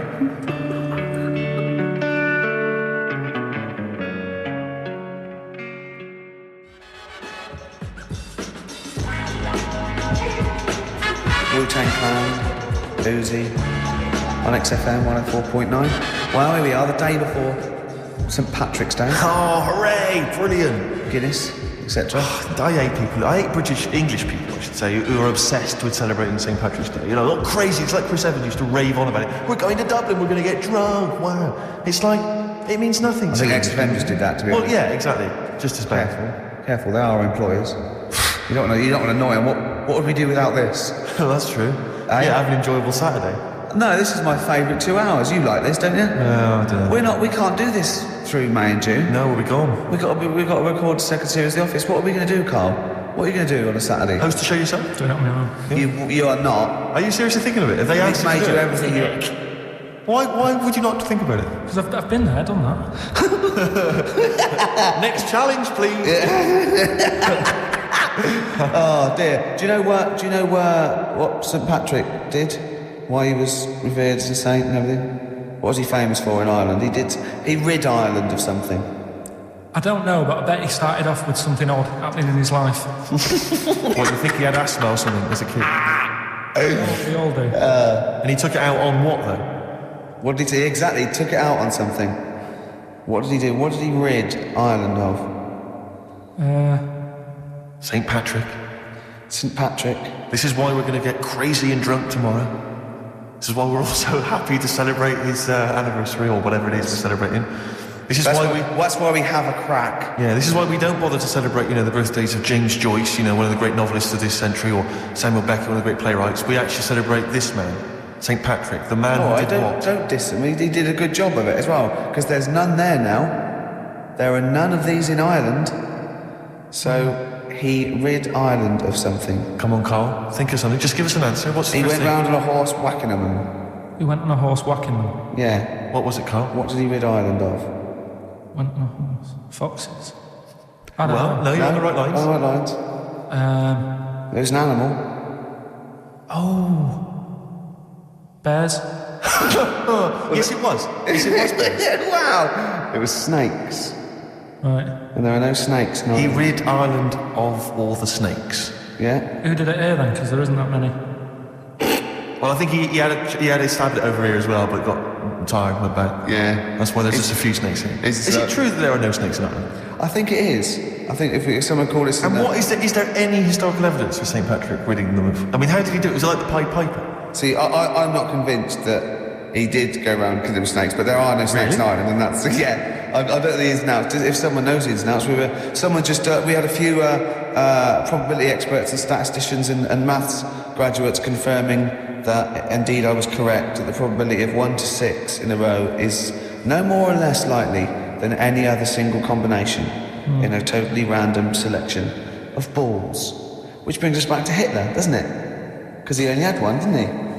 Well, Coming up, we'll be asking Karl all about Hitler, the education of Karl. He's done Rasputin, he's done Che Guevara. Plus, of course, White Van Carl, where we White asked Van Carl Carl. some of the, his opinions on some of the hot potatoes of the week. You learned as you go along because you've got something about St. Patrick there. That was thrown in for free. That was an extra... I'll learn you something here. Snakes. Well, sorry, Carl, just stop me there and I'll teach you something, right? Go on then. You don't learn someone something, you teach them something. Yeah. It's not... one's passive. You Do you know learn... Ricky, I'm sorry, mate, but I don't think you should be teaching people how to speak or use grammar. I just don't think it's appropriate. It's embarrassing, frankly. Because there's so many errors that you're making. It's like, where to start with you? Oh. Snakes, right? You're talking about snakes. Yeah. A lot of snakes are born with two heads. It's like a familiar type thing that happens to snakes. Okay. Yeah, they take it for granted, don't they? Right? Snakes born two heads, they'll fight each other for food, even though it's going in the same body. Isn't that weird? Were there kids at school that you went who had two heads? The snake twins Yeah. from Moseley. Oh, there was kids at your school with two heads, was that right? What? No, they had big heads. Oh, they had big heads. And webbed hands, but they weren't related. And they weren't friends because that would have been too obvious, Yeah. he said. Yeah. Oh, Steve, listen, before you came in, right, I sneezed a couple of times. Enough I'm allergic to, I've still got a bit of a cold. And I said, oh, God, he went, bloody hell. I was like, sorry. And he went, you know you can't sneeze with your eyes open. I went, yeah. And then he was obviously thinking to himself still. And after a pause, he went, would your eyes really fly out? And I started laughing. He went, no, because has anyone ever done that thing? Has anyone ever held someone down, torturing them, and held their eyelids open and gave them pepper and see if their eyes would fly out? And he said, and then he went, I'm just looking at him again, there's silence, and then he went, of his own accord, he just went, I can't see it happening. Your song here, Ricky. Oh, Bowie, Sorrow, beautiful.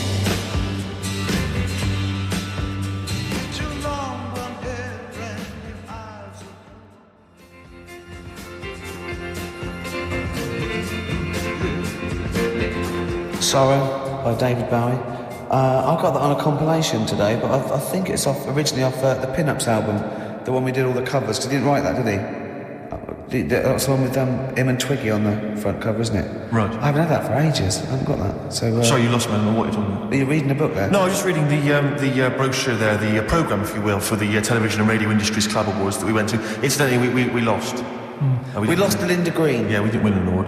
The best comedy. But you might be interested to know that Tom O'Connor is in constant demand for corporate functions both here and abroad, and his client list includes many multinational companies. No mean golfer, Tom took the literary world by surprise in 1992 when his first humorous golf book, From the Wood to the Tees, made the bestseller list. I noticed it didn't take the literary world by storm. No. It took it by surprise. They're going, we can't say storm. We've got to say by surprise, from behind. But his first humorous golf book, From the Wood to the Tees, made the bestseller list. I don't know if that's just books about golf, that bestseller list. Subsequent successful books include One Flew Over the Clubhouse. Brilliant. Genius. Take a Funny Turn, Follow Me, I'm Right Behind You, and Eat Like a Horse, Drink Like a Fish. Does it mention Celebrity Squares? Didn't he do that? No. He did, Crosswits. name that tune. Once, right?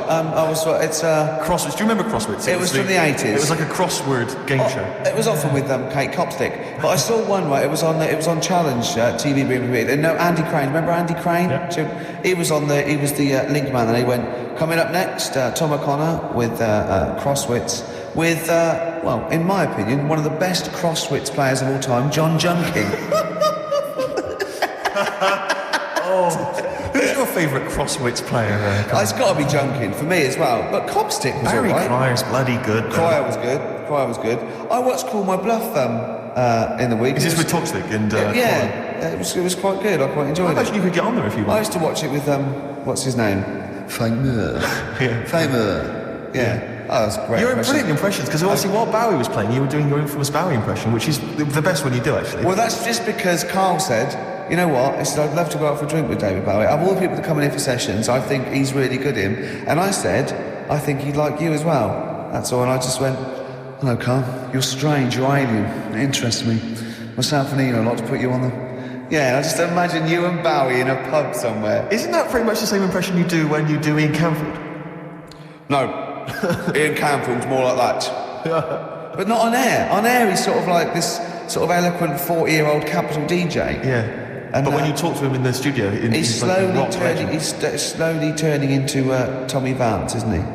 It's one of his pillars of rock, Camfield. He loves Vance, Lemmy, Diano.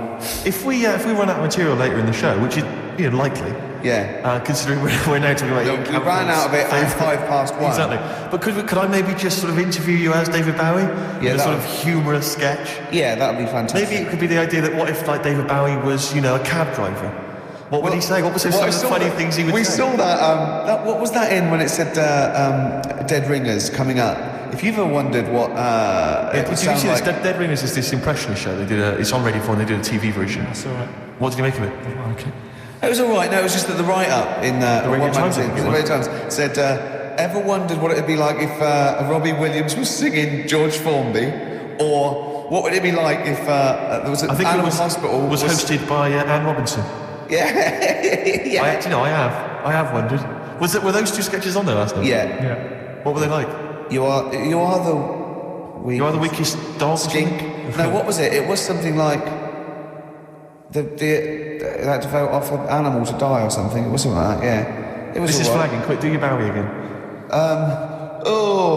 Come in here. Look, it's Tin Machine. Now let's play changes. Hello, Iggy Pop, you nutter. Stop cutting yourself.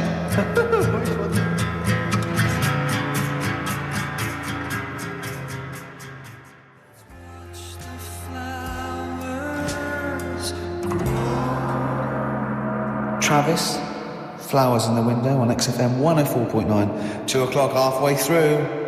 Oh, it's our favourite time, isn't it? Our favourite time of the week where we come in here and play some records, have a chat. Ricky, a lot of people are wondering who you are. I'm Ricky Gervais, with me Steve Merchant. Hi. And there's little Carl over there. Steve, it's time for... White Van Carl. We should definitely get some jingles. I think the show sort of lacks jingles, I think. Yeah. Noises. Yeah. Funny sound effects. Yeah. What's Mr. Nosy Neighbour interested in? Hello, what's going on here? Oh, we should definitely get some pre-recorded comedy noises, Carl, Yeah. for next Yeah, well, week. that's my job, but unfortunately I'm busy reading about Hitler.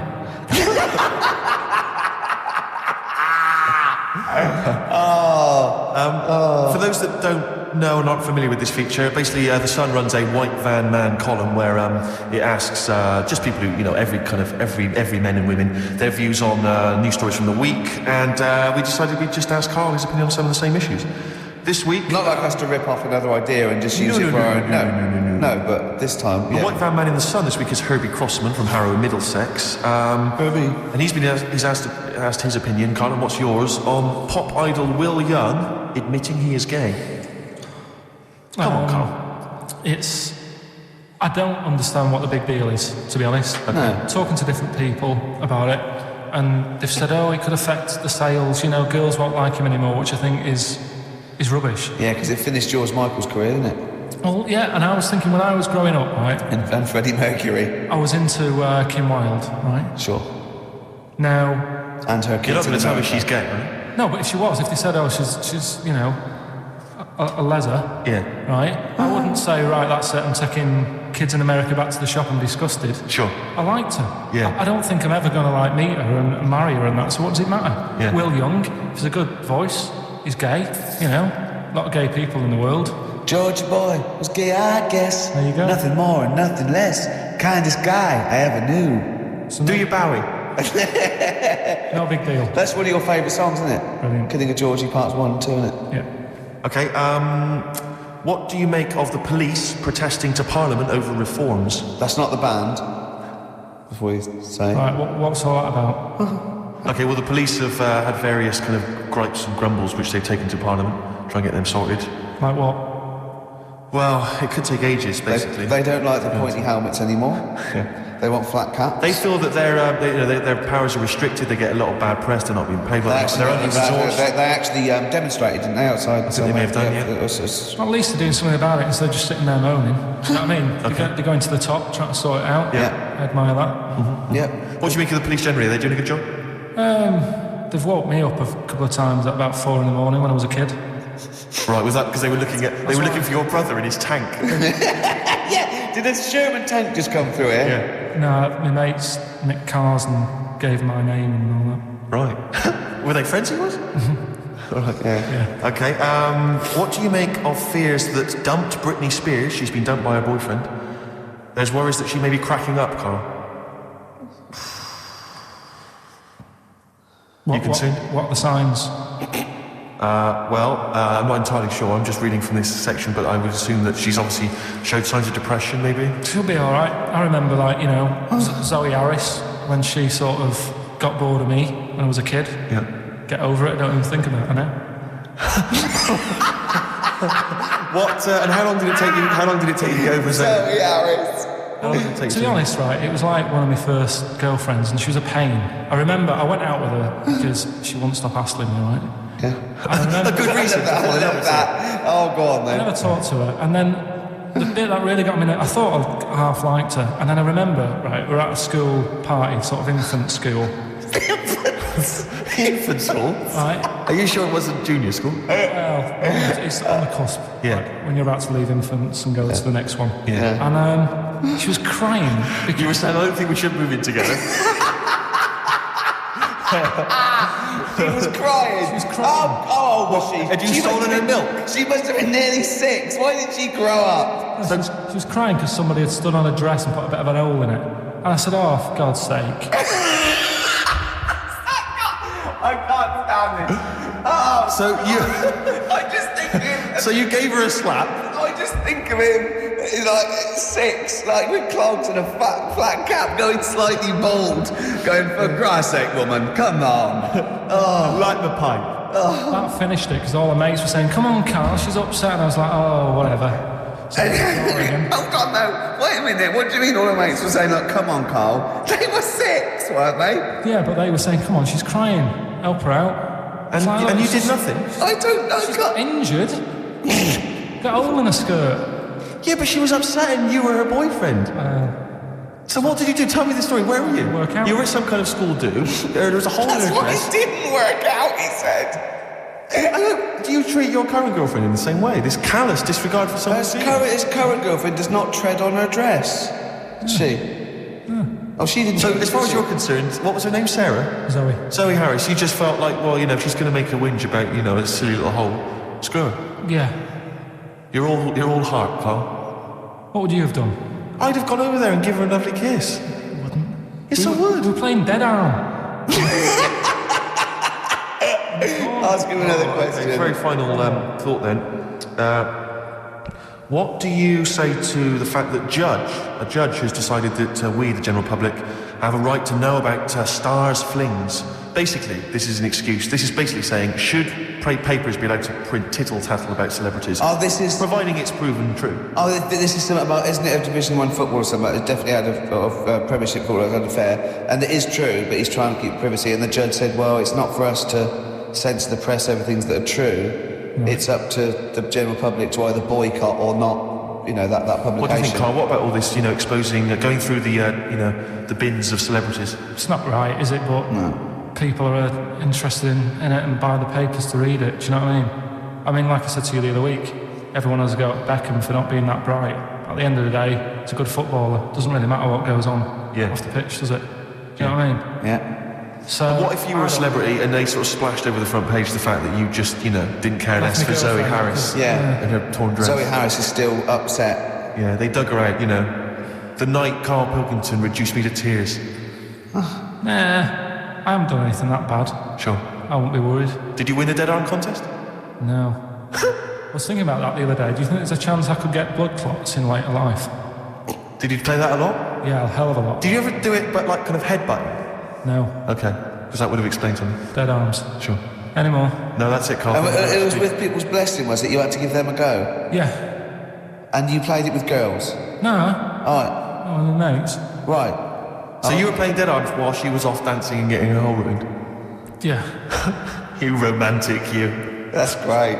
And you haven't changed a bit, have you? You still do that to this day, don't you? At functions and events. Oh dear. Well, what track we got here? You brought in a track? Yes, I just thought I'd dig out some old Elliott Smith. I've quite enjoyed his work, and this was a previous single and the first track from his album Figure 8, Son of Sam.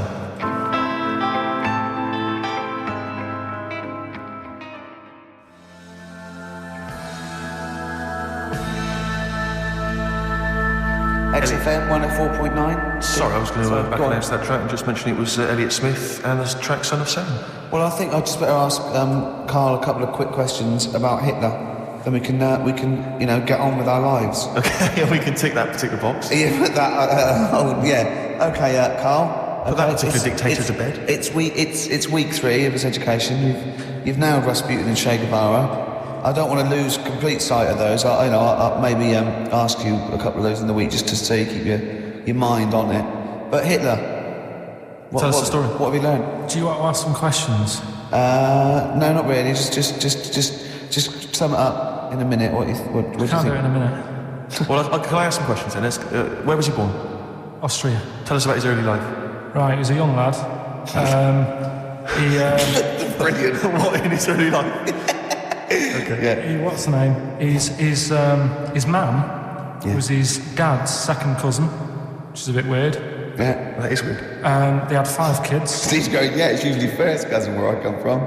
Oh, that's unfair, isn't it? There's no need for that. There was 5 kids, but only 2 of them, including Hitler, including him and his sister survived. The others died at an early age. Okay. Right. Anyway, so they grew up, and the mum died and the dad died and that, and he thought, what am I going to do? Because he didn't do well at school, didn't have many qualifications. No. Liked art. Did he have a GCSE in history? Liked art, right? And then, so he said, right, I'm going to go to Munich. Missed a bit out, actually. Jewish people were in Austria, he didn't really like them. Okay. He thought they got, special treatments and stuff, and just didn't like them. So he went to Munich, and he joined the army. Right. Yeah? Yeah. And he was in the army, and he got injured. Right. So he went to hospital, and whilst he was in hospital, the World War I ended, and he was like, oh God, I was enjoying that. Yeah, so... Don't, because you're breaking the concentration. Yeah. Sorry. I'm not even sure I want to join in on this one, just in case. Okay. Right, go on. Right, so he was in hospital. He was in hospital. It gets a bit better. He's never that fit, though. He's one of these blokes who was always ill. Was on something like 30 tablets a day or something. comes out of there, joins some other army. God, you know, I knew it all this morning.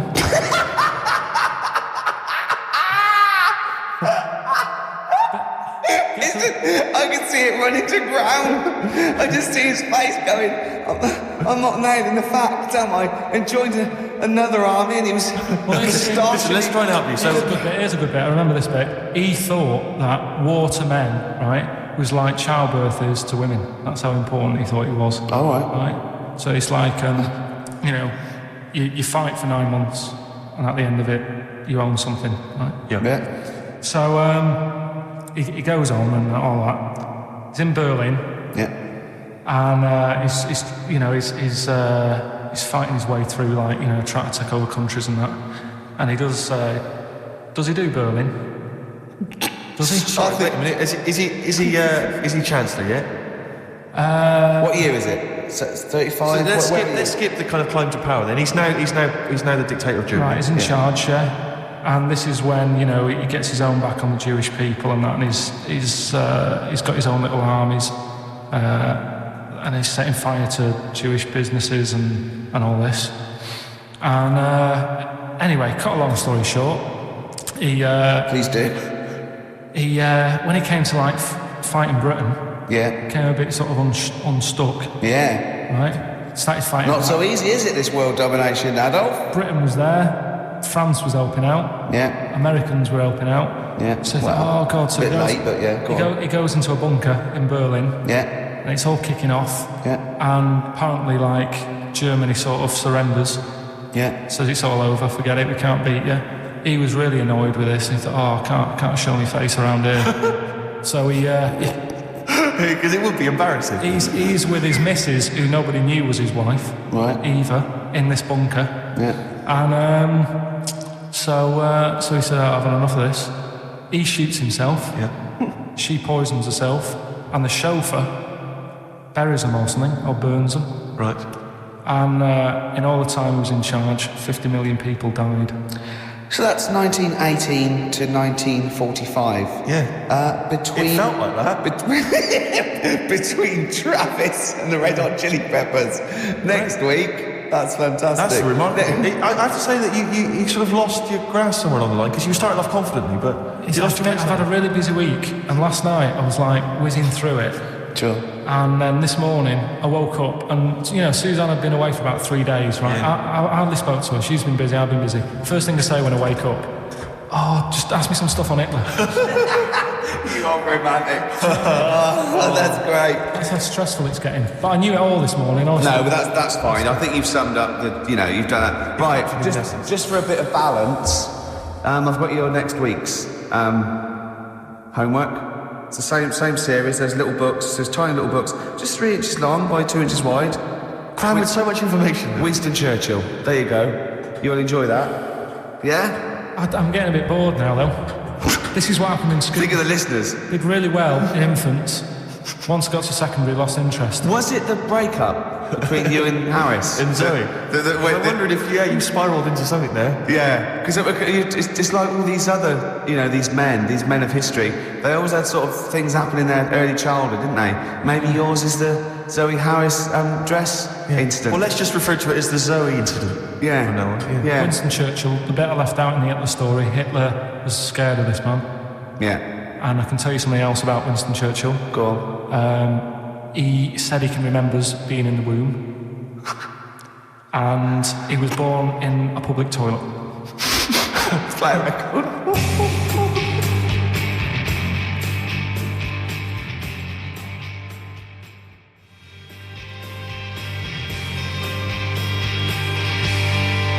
PJ Harvey, this is Love, XFM 104.9. I'm Ricky Gervais, with me Steve Merchant and Karl. Karl called me in the week, Steve. I know we sort of banned each other from speaking to him. What, you seem to have just disobeyed that rule? I can't believe it. I just can't resist it. But he said, just saw a programme. He said, what's that big balloon that blew up? And the newsreader was going all mental. And I went, was that the Hindenburg? He went, yeah. Oh, I said it was a big Zeppelin. He went, yeah. He went, what happened? I said, it was helium, wasn't it? And I went, yeah. I said it was just a huge Zeppelin full of helium. And what caused it? I don't know. It could be a spark or anything, but of course it just goes because it's helium so flammable. And he went, now they didn't show this in the documentary, but did all their voices go funny? And I went, what? He went, well, no, even if you take a little bit of a little balloon of helium, your voice goes funny. So if that was like millions of gallons of it and it blew up in the air and it was in the atmosphere, you'd be talking like Donald Duck, you went. So imagine that. God. But what I liked about it, I said, this wasn't in the documentary. No, it was an oversight. Maybe just time was against him. They didn't have time to explain. Just like that book about Hitler didn't have his one ball incident. Yeah. Yeah. Oh. It's annoyed me that. What was? The old Hitler book. Why? Just because I knew it all. Do you know what I mean? I was cycling in today. It was like, going through it all again. Yeah. Had it all in the head. But that's why you should know something as opposed to just cram and have a piece of trivia that's precariously sort of teetering on the edge. But what I don't understand, you know what I mean? It's well, you're not interested by it. That's what I mean. It's one of the most fascinating things. You know all about things you're interested in. You never forget them, do you? You know. Yeah, I was a bit interested in it, but like I say, I mean, I'm cramming all this into a normal week. Do you know what I mean? Yeah. You go on and, you watch telly and that in the week, you've got loads of leisurely time. I'm sort of using the only little bit of rest time I have to learn, as well as trying to do all my other stuff. Yeah. He texted me yesterday about Hitler. He went, stop making me read this heavy shit. He said, I've seen in the back of this book, there's one on Elvis. No, I mean, it is interesting, but not when you have to read it, do you know what I mean? Right. It's but do you think you'd have read it in your leisure time? To be honest? No, you wouldn't have, would you? No. What do you do in your leisure time? I like, going out for food and that. Right. Foraging? What do you mean going out for food? Like come have a little hole and go hunting. Yeah. This is Karl. He's hungry. But he knows he has to get to the greasy spoon by 11. Wow. Many of Karl's close friends have never made it across this road. There was a zebra crossing installed just for the safety of Karl. Beep, beep, beep, beep, beep, beep, beep, beep, beep. Can I have a bacon butty and... Karl is enjoying his... Wow, but he has to get back. His girlfriend's asked for one as well. She's home with the PlayStation 2. Wow. All right, Rick. It was David Bowie impressions earlier. Now it's just a selection of crazy sound effects, like that guy in Police Academy. You said you wanted some. He hasn't got time to make them up. He's reading about Hitler. You heard him. Do a machine gun or a helicopter. We've got to do all our own sound effects. Oh. So do you want a week off? Do you not want to learn about Winston Churchill? Why don't you read it if you want to, and just if you get interested, then read on. I think because that's what I did with school, and it didn't work. No, you decided you didn't want to. Yeah.